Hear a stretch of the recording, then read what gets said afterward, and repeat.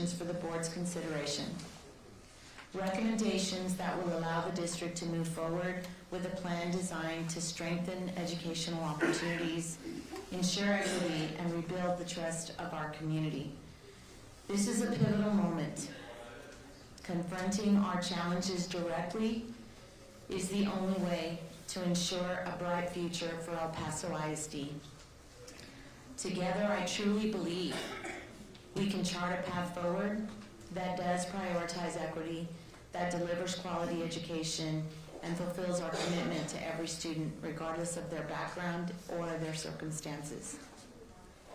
This work is not easy, but I'm confident that the decisions that are made today will create a path forward for our school district, for our students, for our educators, and for generations to come. And so, as I said, I'm going to hand it off to Dr. Carla Gonzalez to share some additional elements of the plan that we've presented in the over 40-plus meetings that we've had, specifically beginning in May through where we are today. Dr. Gonzalez.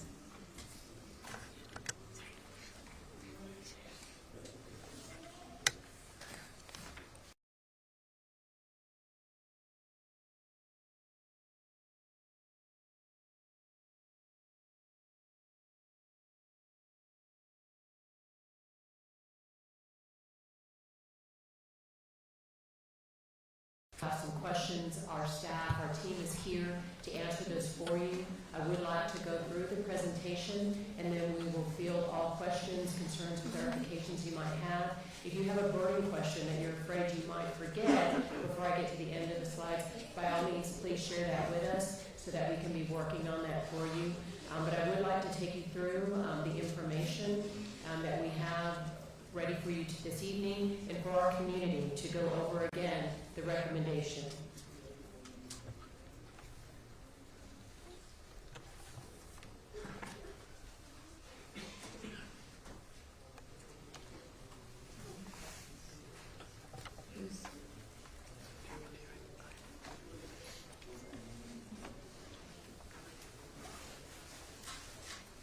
There are key factors influencing the strategic decisions that have been part of making this proposal that's before you this evening.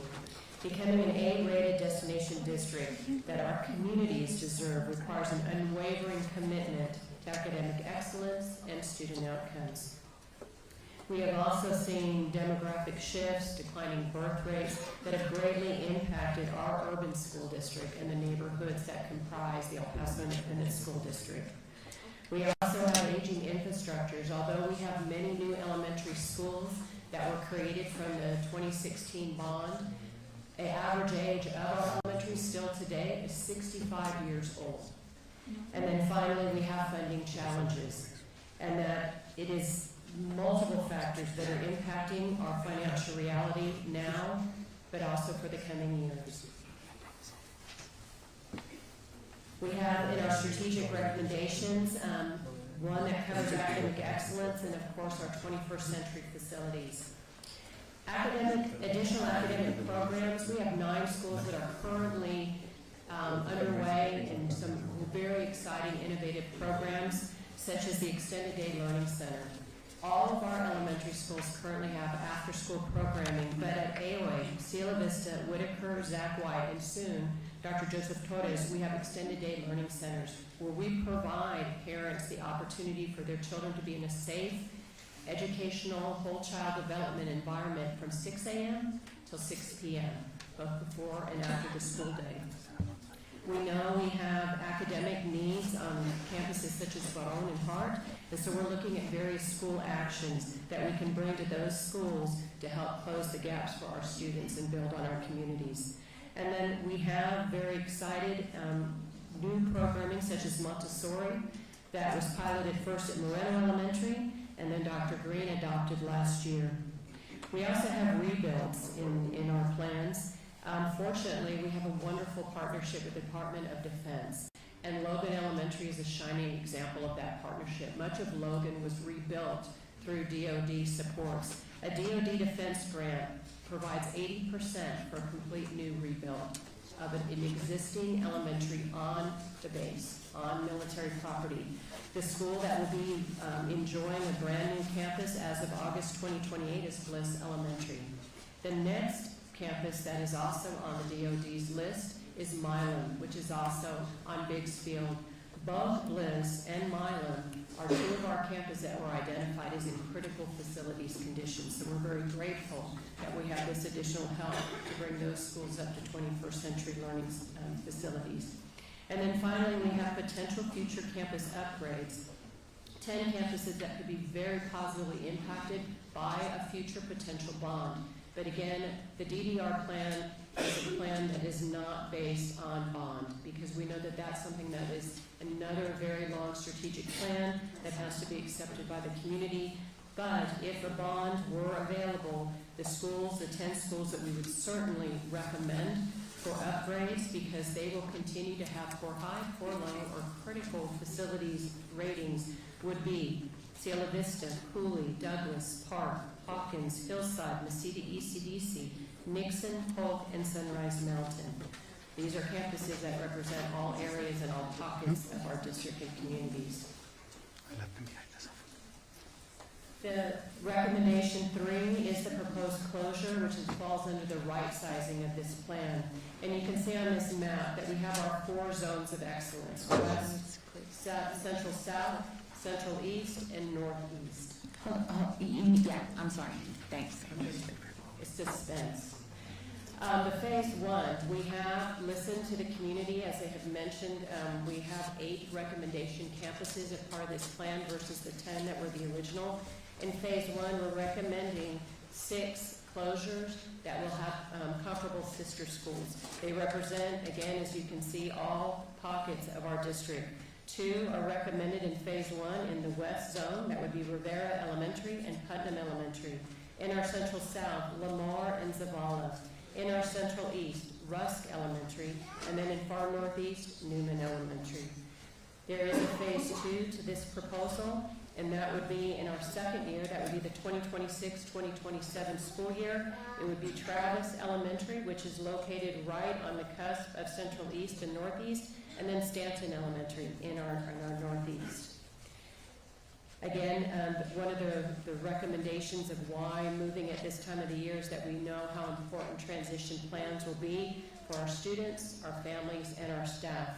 And this does give us quite the runway through our spring semester in order to be able to accommodate our staffing, our priority registration, student selection, they selecting the school of choice, and then of course our families for any final transition, which would be August of 2025. Why we are here, as we have seen and we've mentioned in many meetings and in many discussions over time, we have been slowly declining in enrollment. In the past 10 years, we have lost enrollment 13,000 students, and we continue. And projections year after year are frighteningly accurate. Over the course of the 10 years that this chart indicates for us is that we have been steadily declining, and it is $90 million that is lost because of enrollment. Our funding as a school district, any school district, is tied to enrollment and then to the ADA, which is our average daily attendance. Not only do we have to have the students enrolled in our district, but it's so critical that they're here in our classrooms learning each and every day to maximize our funding. This shows us, these numbers, this data, it definitely shows us that, you know, in order to continue to provide high-quality educational environments and opportunities to our students, we have to evolve. Our world is evolving. As I always mention as a campus leader, we're preparing our students for a world we cannot predict. And so it is critical that we're able to evolve as the world around us evolves and as we prepare our students for that world ahead of them. This is the actual, without any action taken, we are faced with a $32.2 million deficit for the upcoming school year. And this is exactly the bigger pockets of where this 32.2 is made up. One of the dangers when we roll deficits over when we're unable, for whatever many reasons, to adopt a balanced budget, our deficit budget rolls over year after year. It accumulates. And so that is the danger of always having a deficit budget at the beginning of any budget season versus a balanced budget. The second is the revenue projection. projection again. As we've said, we are continuing to lose enrollment for a variety of reasons, and that is $11 million for over 1,000 students. That income that was lost is $11 million. The reinstatement of our workers' compensation district contribution, similar to what we contribute to our insurance, we contribute to those employees under workers' comp, is $1.4 million, which will be coming back into this budget. We also are continuing with some of our new initiatives that were adopted during this school year. We have had to override, revamp our gifted and talented curriculum from top to bottom.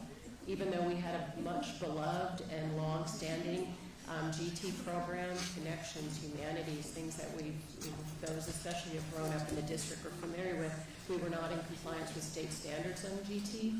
GT is something that should be provided to all of our students, all levels, and all parts of the district. So we had to take time to go and make sure that we were in compliance, really redo our gifted and talented programming, and get that launched back into our classrooms. We also began this year aerospace engineering programming and AVID supports for college readiness and the Anderson Bowie feeder patterns. We also had an expansion pilot of fine arts at all of our elementary school levels. We have been able to really bring more fine art offerings and opportunities to all of our elementary students, but this first year was a pilot and one that we would love to be able to continue. And then finally, one other new initiative that we began that is so critical for college and career readiness is Algebra for All. We had approximately 7 of our middle schools who piloted every 8th grader taking Algebra 1. And we will be expanding that to all of our 8th graders next year. Again, Algebra 1 is a huge indicator on the success that a student will have, not only for college readiness, but also career readiness. And we want to be able to extend that and continue with that wonderful initiative. The forecasted cost reductions for Phase 1, if the proposal is accepted and approved, this is how Phase 1, the right sizing, the consolidations, the closures, will help this overall deficit. Again, our forecasted deficit is $30.2 million. Phase 1 is 6 campus closures. That cost reduction is $15.5 million, $15,498,622, and I'll detail that for you just in the next few slides. We also have academic programming that we want to be able to provide to the potential sister schools as well as our consolidated campuses. And so we want to make sure that we have the funding available for our STEM, our STEAM, our fine arts programming that'll be part of our consolidated campuses. We also have a transportation plan that is $300,000, most of which is for the cost of fuel. But this transportation plan, as I'll outline soon, really enables us not only to provide transportation for those students impacted by this proposal in the DDR right sizing, but also it really impacts our students everywhere throughout their zones of excellence from elementary, middle to high school. And then we also are asked often, these vacant buildings, the 6 vacant buildings from Phase 1, what would be the cost annually in order to ensure that those are well kept and that they are secure? That would be $277,444. It brings our overall deficit with the closure reduction cost to $18,395,946. I'd like to say $18.4 million. So again, it does definitely help in reducing the overall deficit. The 15.5, what these actual closures, consolidations would provide to us, these cost reductions for the 6 campuses, their sister schools, you can see $14.6 million is on personnel. Our overall budget as a district, 86% of our budget is personnel. So it's no surprise that the biggest amount of cost reductions would come in personnel. But in no way are these personnel reductions meaning a reduction in force. All of these personnel will be needed either to follow students or throughout our district. One of the real features of being able to consolidate like this. It will allow us to fill current and future vacancies, will decrease the need for long-term subs in many of our hard-to-fill vacancies, such as special education and dual language. Having certified high-quality teachers in every classroom is paramount to providing academic excellence. Also, you're going to see that there is operating and maintenance savings as well. 80% of the operating costs, the savings, the cost reductions there, are from utilities, things like water and power, electrical and gas. Other cost reduction areas would be custodial supplies, grounds, and preventative maintenance. The food service and the Title I, these cost reductions, again, we're utilizing these staff and other positions on other food service sites throughout our district. Everyone will have a position. We need them everywhere. Also, the Title I savings is, again, some of our Title I positions are critically important positions, like our campus teaching coaches, our parent engagement liaisons. Those roles are Title I funded, and again, they will be part of our consolidations, as well as filling current vacancies throughout our district. One of the things we've mentioned too is that the funding from the state is not adequate. Each year, per student, annually, we receive from the state $6,100 to educate a child for the year. As a district, we traditionally have always, and will continue to always go above and beyond this to provide the best quality education. On average, the campus recommended for consolidations, both the sister school and our consolidating campus, our per pupil cost is $11,260. It's almost $5,000 that we're investing on these campuses over what the state currently allots per child. By consolidating, we're decreasing what we would be paying on top of the state fund to $7,479. That's still, we are still investing over and above what the state contributes to us, that it's $1,300 versus the $5,000. Pooling our resources allows for us to be more efficient, yet still focus on strong supports for our students and for our teachers. Our people. We will have 268 employees that will be impacted, and these employees are from administration to instructional support, faculty, office staff, cafeteria, and custodial teams. Already, we've identified placements for 236 of these employees. Of the 236, 110 of these are from our teaching ranks. Based on our annual attrition rate, attrition being people who separate from our district, whether they retire or they move on for a variety of reasons, we have an attrition rate of 10% to 12%. That translates to 187 individuals annually, 187 every year, representing various positions, again, from administration all the way to our hourly and our support staffs. Because of this, we can guarantee that every employee impacted will have a position for the 25-26 school year. As we have shared with our communities during DDR3, there will be a core group who will transition with the students to the sister schools. They are counselor, social worker, parent engagement liaisons, traffic monitors, playground monitors. We know how important social emotional learning supports are for our students and our families, and we know that this core group of transition staff will be instrumental in being those friendly faces and that liaison between their former school and their new school. Many of our teachers and instructional staff will also have the opportunity to follow the students. Again, all employees will be secure in their employment.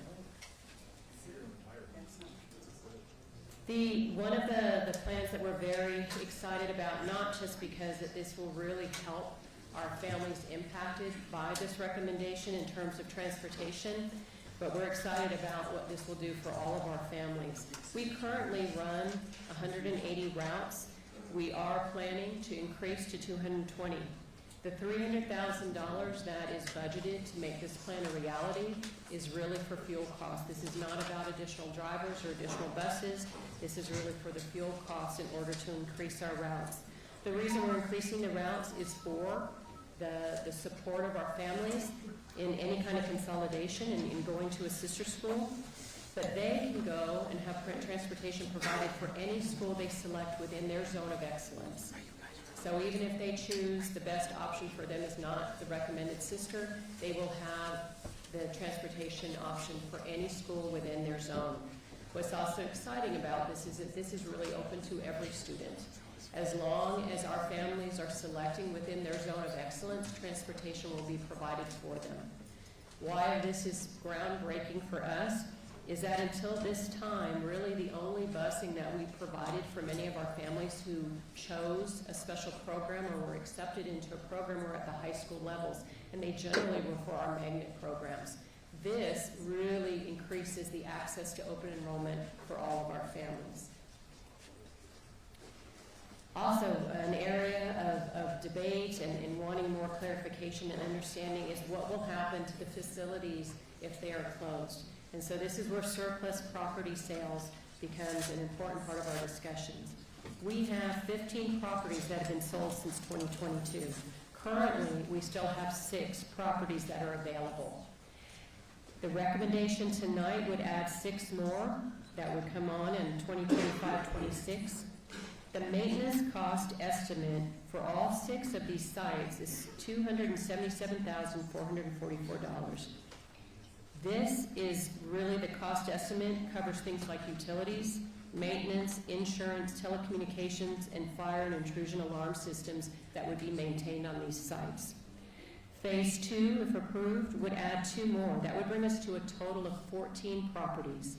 The pledge is that these 14 properties would be gone within 5 years. We would have them sold, we would have them repurposed, but they would be utilized in some form or fashion or no longer part of the district footprint.